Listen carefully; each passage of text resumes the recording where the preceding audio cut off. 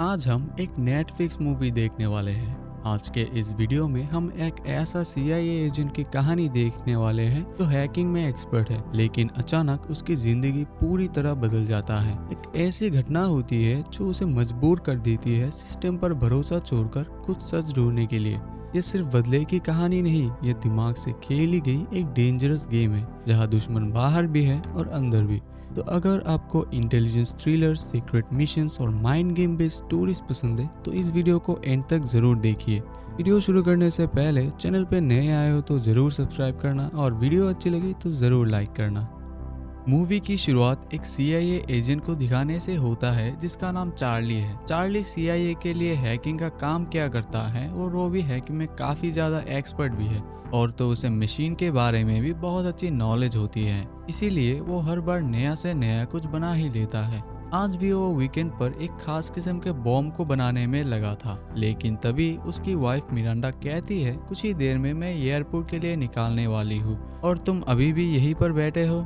ये सुनते ही चार्ली तुरंत ही घर चला जाता है और फिर मिरांडा अपनी सारी पैकेजिंग करके बाहर आ जाती है। चार्ली कहता है, तुम कितने दिनों के लिए लंदन जा रहे हो? मिरांडा ने कहा, बस 3 दिन का फंक्शन है जहाँ पर काफी ज्यादा अमीर लोग भी बैठने वाले हैं, इसीलिए मुझे 4 दिन लग जाएंगे। चार्ली कहता है, पता नहीं मेरे ये 4 दिन किस तरह गुजारेगा। दोस्तों, चार्ली और मिरांडा एक दूसरे को काफी ज्यादा प्यार करते हैं। उनकी बातचीत के दौरान ही मिरांडा की कैब उसके घर के सामने आ जाती है, जिसके बाद मिरांडा कैब के अंदर बैठकर वहां से चली गई और फिर वो सीन कट हो गया। अगला दिन मंडे होता है और हम देखते हैं चार्ली को, जो सीआईए के ऑफिस में अपनी ड्यूटी करने के लिए आया था। हमने देखा कि जैसे ही चार्ली सीआईए के बिल्डिंग के अंदर एंटर हुआ तभी उसकी एक छोटी से छोटी चीज पर भी कैमरा से डिटेक्शन होती है और पूरी चेकिंग हो जाने के बाद ही उसको अंदर जाने की परमिशन मिलती है।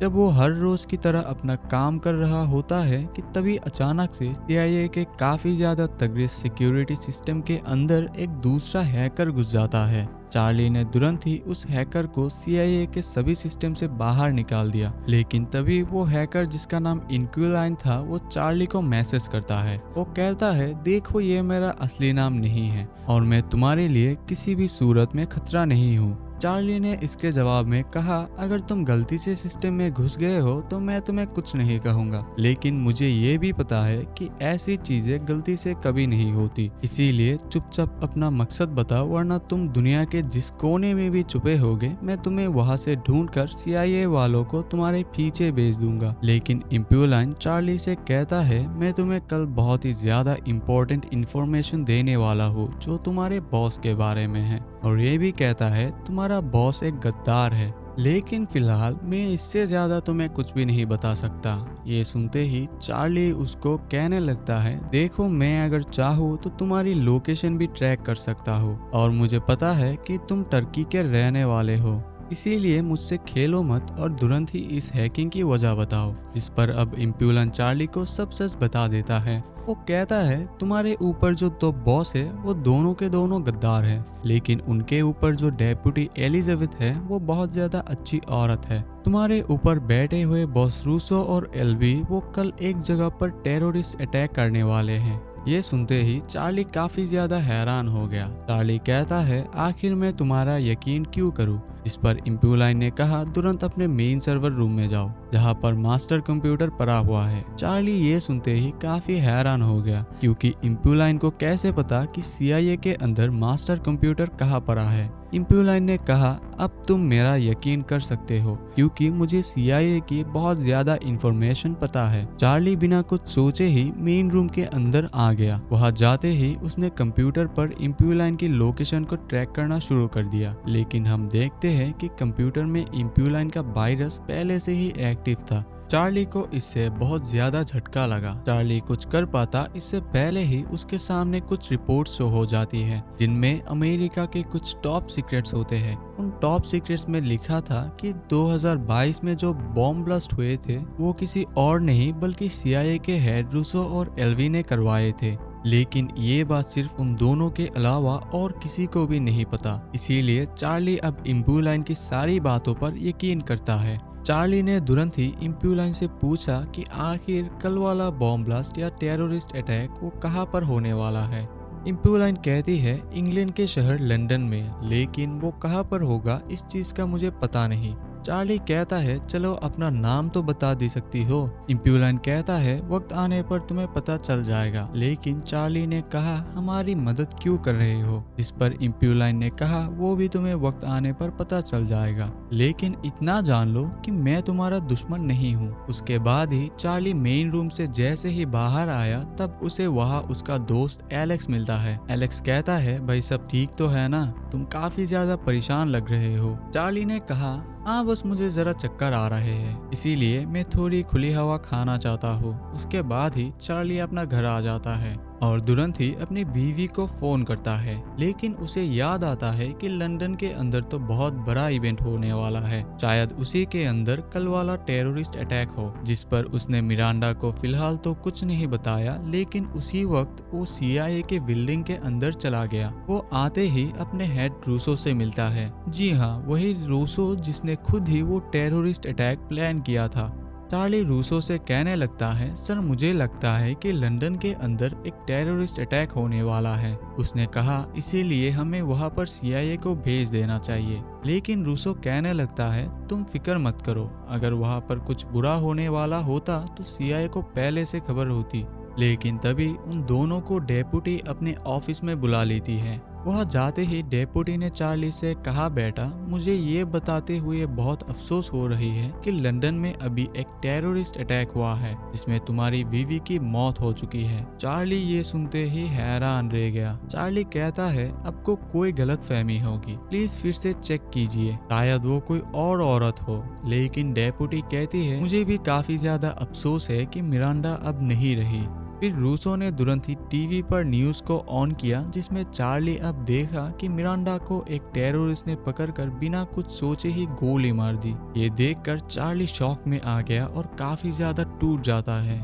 इसके तुरंत बाद ही चार्ली को उसका दोस्त उसके घर छोड़ने आ जाता है, जहां पर हर तरफ से रिपोर्टर्स और मीडिया वाले चार्ली को इंटरव्यू लेने को तरस रहे थे। लेकिन चार्ली सबसे मुंह छुपाता हुआ अपने घर में आ जाता है। वो बेचारा घर के कभी किसी कोने पर बैठा तो कभी और किसी कोने में, क्योंकि हर तरफ उसे मिरांडा की याद सता रही थी। वो भी काफी ज्यादा सदमे में आ चुका था। इसी सदमे के साथ वो अगले दिन तुरंत ही CIA ऑफिस में आता है, जहां पर हम रूसो के साथ एल्वी को भी देख पाते हैं। चार्ली उनके पास आते ही कहने लगता है हम CIA वाले हैं, हम नंबर 1 इंटेलिजेंस कंपनी हैं और हमें कैसे नहीं पता चला कि लंदन के अंदर एक टेररिस्ट अटैक होने वाला है। लेकिन रूसो कहता है बेटा हम भी एक इंसान हैं और हमें भी गलती हो सकती है। इस पर चार्ली ने कहा चलो गलती तो माना, लेकिन अब मिरांडा के कातिलों को ढूंढ तो सकते हैं ना। जिस पर एल्वी ने कहा देखो बेटा तुम्हें इस सदमे को हुए अभी एक दिन भी नहीं हुआ है, इसीलिए तुम ऐसी बातें कर रहे हो। हम पूरी कोशिश कर रहे हैं, लेकिन उन टेररिस्ट बहुत ज्यादा चालाक है और बचना कैसे है उन्हें बहुत अच्छे से पता है। इस पर चार्ली को पता चल जाता है कि ये दोनों गद्दार हैं और मेरी मदद नहीं करने वाले। इसीलिए चार्ली बेचारा वापस घर आ जाता है, जहाँ पर अब घर के हर कोने में मिरांडा की याद सता रही थी। इसीलिए वो बेचारा बाहर घास में आकर बैठ गया और वही सो जाता है। अगला दिन हम देखते हैं कि चार्ली अब एयरपोर्ट पर मिरांडा की डेड बॉडी कलेक्ट करने आया था। उसी रात चार्ली अपनी बीवी का सूटकेस देखा है, जिस सूटकेस को मिरांडा लंदन जाने से पहले अपने साथ ले गई थी। चार्ली सूटकेस को गले लगाकर फूट फूट कर रो रहा होता है और रोते रोते ही रात भी गुजर जाती है। अब सुबह हो जाती है और चार्ली ये फैसला करता है कि उसे खुद ही अपनी बीवी की कातिलों से बदला लेना है। इसीलिए वो तुरंत ही अपने ऑफिस में आता है और मेन सिक्योरिटी रूम में जाकर उसे लंदन में जिस बिल्डिंग के अंदर टेररिस्ट अटैक हुआ था उसके सभी कैमरास को चेक करना शुरू कर दिया और उसने कुछ ही मिनट्स में उन तीनों आदमियों की इंफॉर्मेशन ढूंढ निकाली जिन्होंने मिरांडा को मारा था। उन तीनों में 2 आदमी और एक औरत होती है। चार्ली ने जब और भी ज्यादा इन्वेस्टिगेशन की तब उसे पता चला कि वो और कोई नहीं बल्कि राशिया से है। उन आदमियों में से 2 का नाम लिसांड्रो और मोनिसंत होता है, जबकि उनके साथ ही औरत का नाम सलीम था। दोस्तों चार्ली ने कुछ ही मिनट्स के अंदर उन सब की पूरी कुंडली निकाल ली, लेकिन रूसो और एल्बी उसे अपने कमरे में बुलाते हैं वो कहते हैं तुम्हें ये सब करने की कोई जरूरत नहीं है, इन सबको हम संभाल लेंगे। लेकिन चार्ली उनसे कहता है संभालने से आपका क्या मतलब है? मैंने कुछ ही देर के अंदर इन सबको ढूंढ निकाला और आपको 3 दिन लग गए ये फैसला करने पर कि हम उसको संभाल लेंगे। आपको तो इतना भी पता नहीं चल पाया जितना मैंने आधे घंटे के अंदर पता कर लिया।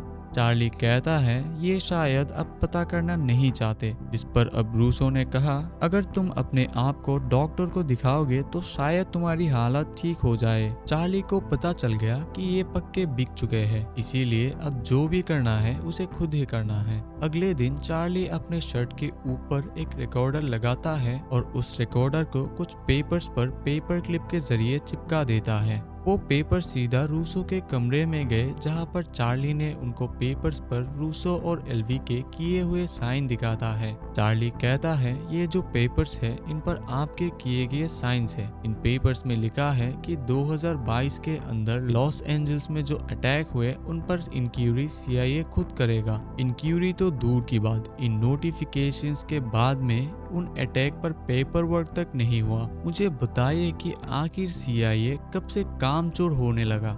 जिस पर अब एलबी बहुत गुस्से में आ जाता है। वो कहता है बेटे इससे पहले कि तुम्हें CIA से बाहर निकाल दिया जाए तुम अपनी औकात में रहो और जितना तुम्हें पैसे दिए जाते हैं उनसे ही काम करो। ऐसा ना हो कि हम तुम्हें कहीं का ना छोड़े। चार्ली ने कहा अच्छा होगा धमकियां देने से बेहतर आप कुछ काम करें। जिस पर रूसो कहता है तुम क्या चाहते हो कि आखिर हम क्या करें? जिस पर चार्ली ने कहा मैं आपसे कुछ नहीं चाहता, बस ये चाहता हूँ कि मुझे इन दीवारों से निकलकर एक स्पेशल ट्रेनिंग के लिए भेज दिया जाए। मैं खुद ही उस ट्रेनिंग से अपनी बीवी की कातिलों को ढूंढकर मार गिराऊंगा।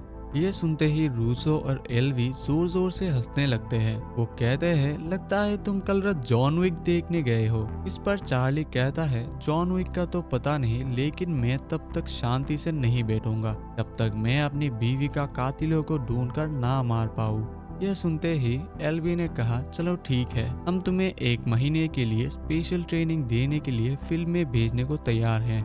लेकिन याद रहे CIA तुम्हें इसके बाद होने वाले जो भी तुम काम करते हो उस पर कोई मदद नहीं करेगा और तो और ना कोई पैसा और ना कोई प्रोटेक्शन मिलेगी। जिस पर चार्ली कहता है मुझे कुछ नहीं चाहिए, बस मुझे स्पेशल ट्रेनिंग लेनी है। फिर चार्ली तुरंत ही वहाँ से बाहर आ जाता है। उसके बाहर आते ही हम देखते हैं रूसो एलवी को कहते हैं लगता है उसे हमारे बारे में काफी कुछ पता चल चुका है।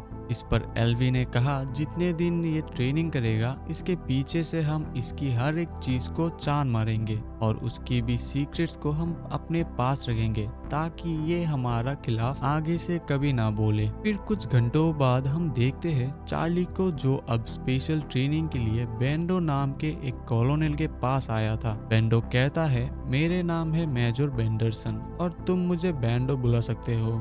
फिर वो दोनों एक कार में बैठकर साइड की तरफ जाने लगता है। बेंडो ने कहा अगले 30 दिनों में तुम्हें बिल्डिंग से बाहर नहीं निकालने दिया जाएगा और तुम्हें दिन रात ट्रेनिंग करनी होगी। इस पर चार्ली कहता है मैं तो करने की ट्रेनिंग आया हूँ, लेकिन बेंडो ने कहा वो तो वक्त ही बताएगा। इसके बाद सीन कट हो जाता है और हम देखते हैं CIA के बिल्डिंग को, जहाँ रूसो और एलवी पूरा जोर लगा देते हैं चार्ली की ऑफिस में से उन्हें कोई काम की चीज मिल जाए, लेकिन कई घंटों की तलाशी के बाद भी उन्हें कुछ हाथ नहीं लगता। यह हमने देखा चार्ली को जो फायरिंग की प्रैक्टिस कर रहा था वो लगातार टारगेट को मिस ही किए जा रहा होता है, उसकी एक भी बुलेट निशाने पर नहीं लगती। इसी वजह से बेंडो ने कहा चलो जरा करीब से ट्राई करते हैं, मगर वहां से भी चार्ली बिल्कुल फेल हो गया। चार्ली कहता है जरा और पास जाने दो और फिर देखना मैं उसका भेजा उड़ा दूंगा, मगर बेंडो ने कहा अगर तुम इतनी पास जाओगे तो तुम्हें फिर गन की क्या जरूरत है, जाओ जाकर मार्शल आर्ट सीखो। ये सुनते ही चार्ली काफी शर्मिंदा हो गया। यह दूसरी तरफ एलबी और रूसो चार्ली के घर तक पहुंच गए थे। उन्होंने चार्ली के सारे सामान को चेक किया मगर उन्हें वहाँ कुछ भी नहीं मिला।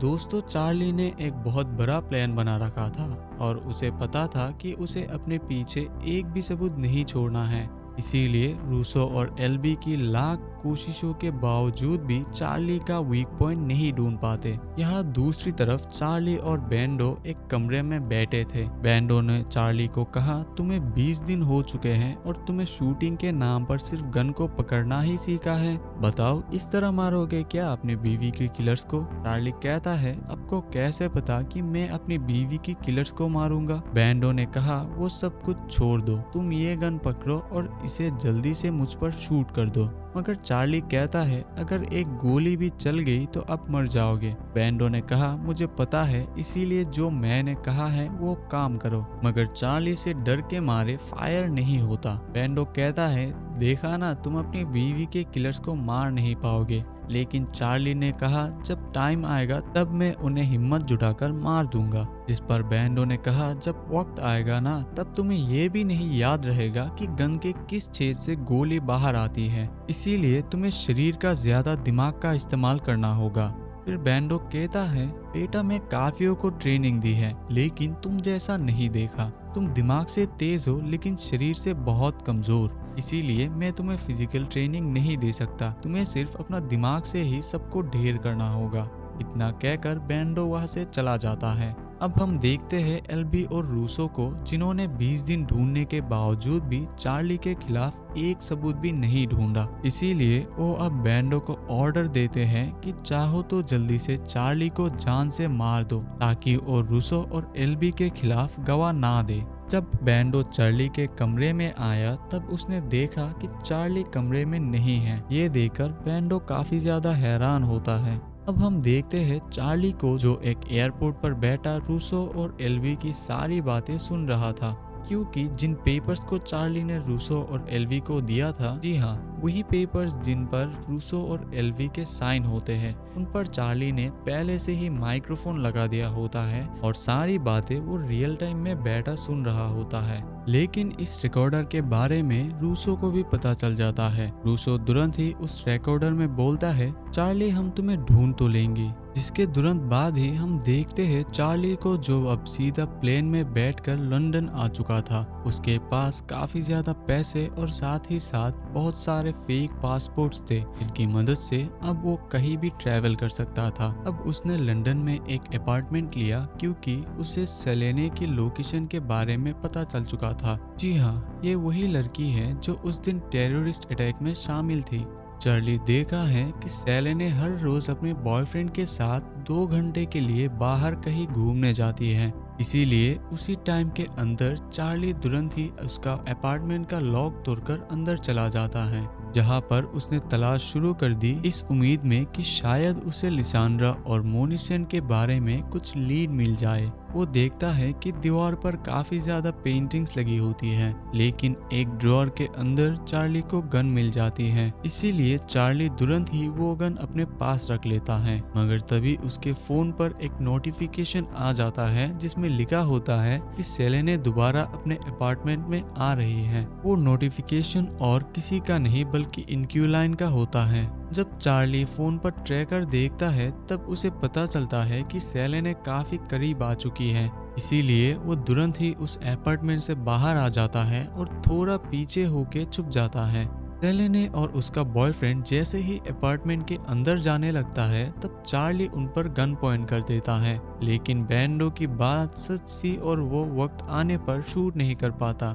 इसीलिए वो डर के मारे वहां से भागने लगता है और भागते भागते तुरंत ही अपने अपार्टमेंट में आ जाता है, जहां आते ही वो इंक्यूलाइन से बात करने लगता है, लेकिन इंक्यूलाइन अब उसे कोई रिप्लाई नहीं देता। अगले ही पल हम देखते हैं चार्ली को, जो अगले ही दिन सेलेने का पीछा करते करते एक हॉस्पिटल के अंदर आ चुका होता है। दरअसल सेलेने वहां पर अपना रेगुलर चेकअप करवाने आया होती है, लेकिन तभी वहां चार्ली ने सभी कंप्यूटर्स में वायरस डाल दिया और सभी कंप्यूटर्स बंद हो जाते हैं। इसीलिए डॉक्टर तुरंत ही सेलेने को छोड़कर बाहर चला जाता है। इस मौके का फायदा उठाते हुए चार्ली तुरंत ही सेलेने के पास आकर उसके चैम्बर का दरवाजा बंद कर देता है और तुरंत ही एक बेहोशी वाला पाउडर उस चैम्बर में डालना शुरू कर देता है। सेलेने कहती है, कौन हो तुम और ये क्या कर रहे हो? चार्ली कहता है, इन बातों के लिए टाइम नहीं है, मुझे जल्दी से बता दो कि लिसांड्रा और मोनिसन कहाँ मिलेगा। मगर सेलेने कहती है, मुझे नहीं पता तुम किस बारे में बात कर रहे हो।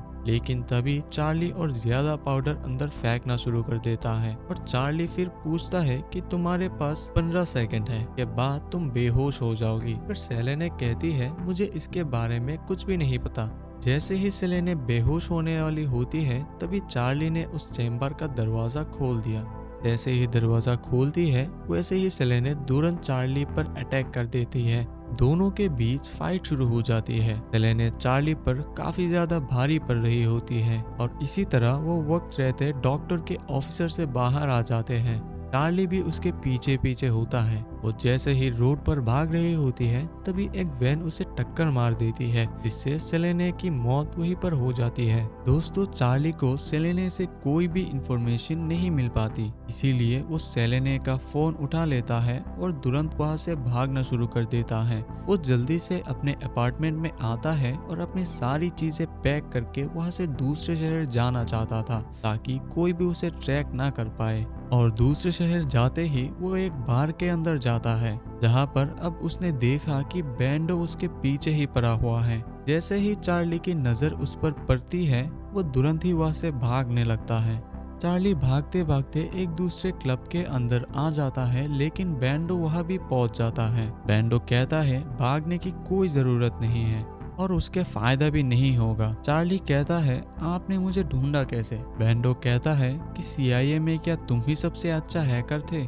लेकिन ये सब छोड़ो चार्ली, तुम जो करने जा रहे हो ना, इसमें काफी ज्यादा खतरा है, इसीलिए चुपचाप घर जाओ और कहीं छुप जाओ, नहीं तो यही भी मौत मारे जाओगे और यह कोई तुम्हें पूछेगा भी नहीं।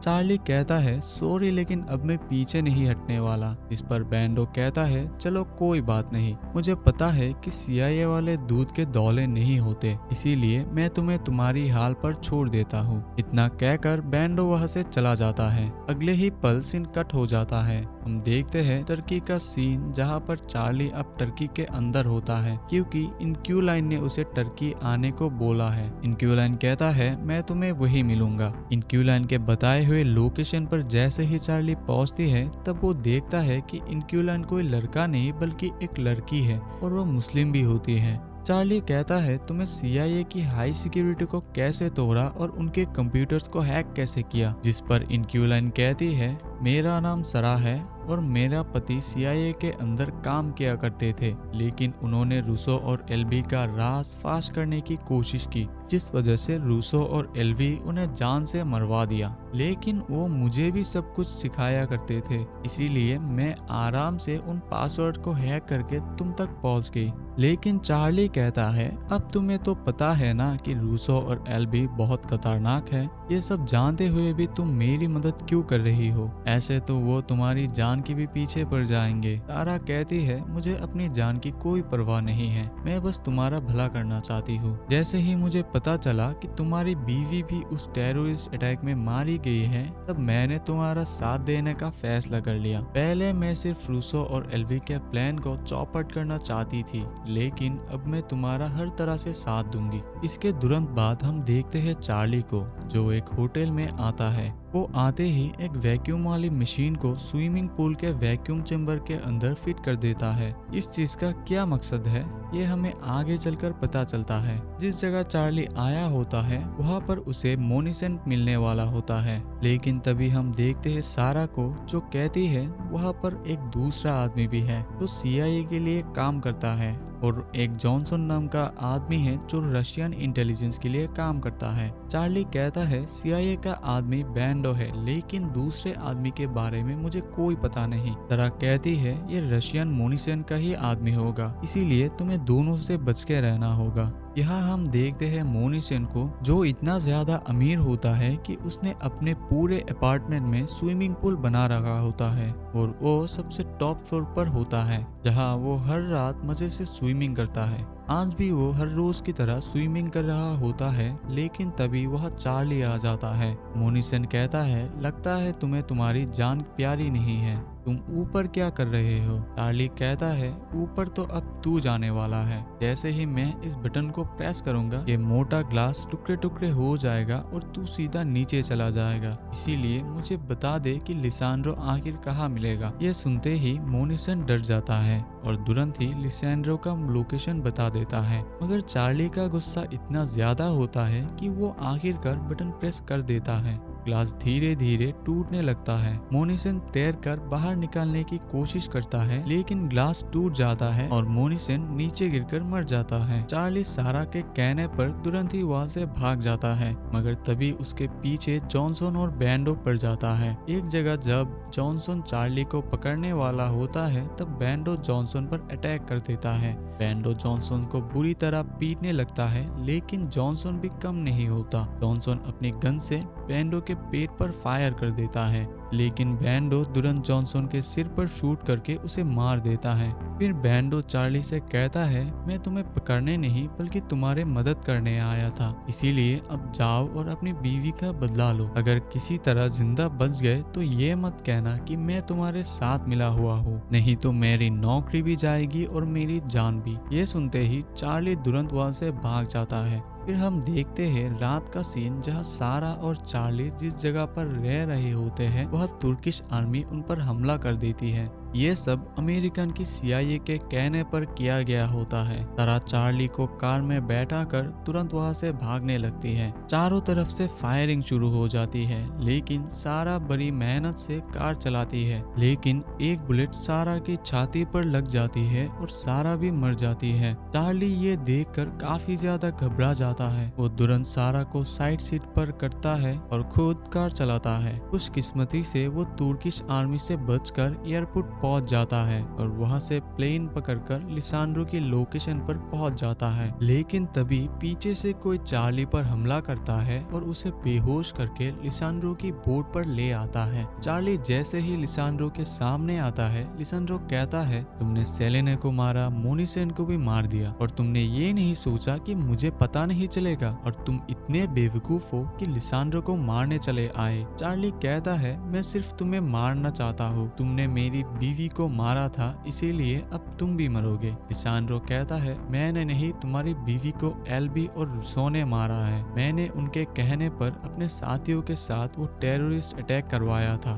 तुम्हारी बीवी रास्ते में आ गई, इसीलिए मैंने उसे मार दिया। असली क्रेडिट CIA को जाना चाहिए, लेकिन अगर तुम ये क्रेडिट मुझे देना चाहते हो तो मैं खुशी से ले लेता हूँ। अब बताओ, अभी मुझे मारना चाहते हो या कि CIA के एल्बी और रूसो को? चार्ली कहता है, तुम जरूर मरोगे। लिसांड्रो तुरंत चार्ली को गन देता है और कहता है, लो एक ही झटके में मुझे मार दो। चार्ली गन उठा लेता है, लेकिन अचानक वो गन छोड़ देता है। वो देखता है कि लिसांड्रो की बोट अब आउट ऑफ कंट्रोल हो चुकी है। चार्ली ने पहले ही बोट को हैक कर लिया होता है और उसकी लोकेशन रोमानियन बॉर्डर के पास सेट कर दी होती है। बोट नॉर्वे से रोमानियन का बॉर्डर क्रॉस करती है और रोमानियन आर्मी उन्हें घेर लेती है। चार्ली आराम से बैठा पानी पी रहा होता है। रोमानियन आर्मी लिसांड्रो और उसके आदमियों को पकड़ लेती है। चार्ली कहता है, मेरा नाम चार्ली है और मैंने ही आपको इन्फॉर्मेशन दी थी, इसीलिए रोमानियन आर्मी चार्ली को सुरक्षित अमेरिका भेज देता है। हम देखते हैं CIA की डेपुटी को, जो प्रेस कॉन्फ्रेंस में कहती है कि हमें अंदर की खबर से पता चला कि एल्वी और रूसो गद्दार है, इसीलिए उन्हें जेल भेजा जा रहा है। ये खबर चार्ली ने दी होती है। इसके बाद चार्ली काफी सुकून में आ जाता है। वो अपनी कार में बैठा होता है, तब बैंडो आता है और कहता है, कभी कभी लड़ाइयाँ हथियारों से नहीं बल्कि दिमाग से जीती जाती है। इतना कहकर बैंडो चला जाता है। इसी हैप्पी एंडिंग के साथ मूवी यही खत्म हो जाती है। तो इस मूवी कैसे लगी जरूर कमेंट करके बताना। तो मिलते हैं अगले वीडियो में, तब तक के लिए बाय बाय।